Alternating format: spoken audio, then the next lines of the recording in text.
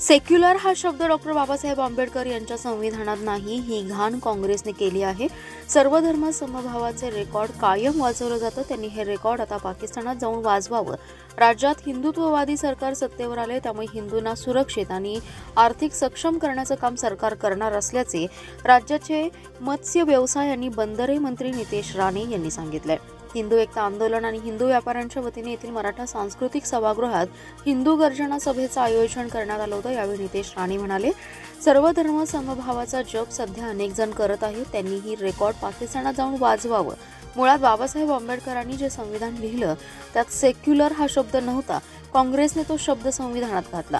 लव जिहादच्या माध्यमातून हिंदू बहिणींना लक्ष्य केलं जाते, ते पुढे म्हणाले। विधानसभेत प्रचंड बहुमत आल्याने विरोधक ईव्हीएमच्या नावाने गळे काढत आहेत, कारण त्यांना हिंदू एकत्र येऊ शकतो हे बघवत नाही। ईव्हीएम म्हणजे एव्हरी व्होट अगेंस्ट मुल्ला, हे खरं तर त्याचा लॉंग फॉर्म आहे, तो हिंदूंनी लक्षात ठेवावा।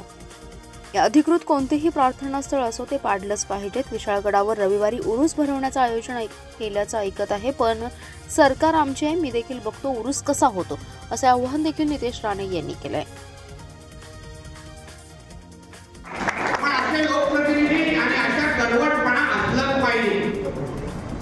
आम्ही काय इकडे तिकडे बघणारे लोक नाही, नुकसान कसलं। आज मी ज्या मतदारसंघामध्ये निवडून येतो, मी अभिमानाने सांगतो, मी आमदार हा हिंदू मतांवरच झालेलो आहे, आम्हाला त्याचा अभिमान आहे।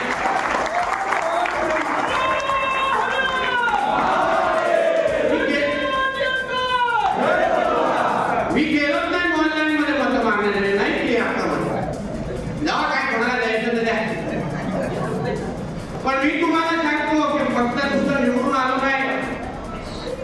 2019ला जेव्हा निवडून आलो, पहिल्यांदा निवडून आलो 26,000, 19ला निवडून आलो 29,000। मग ह्याच वर्षी जेव्हा लोकसभाची निवडणूक झाली, ज्यामध्ये वडील तिकडचे उमेदवार होते खासदार म्हणून, तेव्हा 29,000 वरून 42,000 वर गेलो, आणि आता जेव्हा 24ला आमदार म्हणून निवडून आलो 58,000 निवडून आलो। काय फरक पडला मला? काय फरक पडला? उलट माझे सर्वात जास्त व्हिडिओ फिरवत होते ते मुंबईवरून आलेले, साऊदीवरून आलेले मला पाडण्यासाठी बॅगा करून। त्या कैसा भी इसको गिराओ वरने विधानसभा में हम लोग को तो जीने देता नहीं। पण माझ्या इकडला हिंदू समाज जागरूक झाला, उभा राहिला, मतदान केलं, आणि आज आमदार नाही मंत्री म्हणून मी तुमच्या समोर इथे आलेलो आहे। काही फरक पडत नाही। आपण आपली भूमिका खराब स्पष्ट असली पाहिजे की बाबा मला हिंदूंच्याच मतांवर निवडून यायचंय, बाकी करण्याची गरज नाही। काय फरक पडत नाही। आपण हिंदू म्हणून आपल्या या महाराष्ट्रामध्ये भूमिका अशी सरळ स्पष्ट ठेवली तर कोणालाही काय फरक त्याचा पडत नाही। ईव्हीएमच्या नावाने आमचे कसे विरोधक बोलतात, हजम होत नाही का हिंदू समाज एकत्र येऊन कसं मतदान करू शकतो। आमच्या ते एक बाहेर असतात मतदान करायला, हिंदू समाज येऊ शकत नाही। ईव्हीएम वर दोष देतात।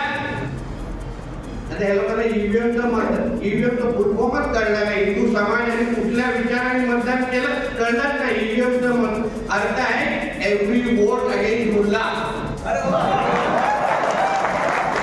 म्हणून आम्ही ईव्हीएम वरून निवडून आलो ना, कुठे बोलतो ईव्हीएम वरूनच निवडून आलो। बघा 3 आमदार बसले की नाही ईव्हीएमचे, देऊन टाका माहिती मानवा।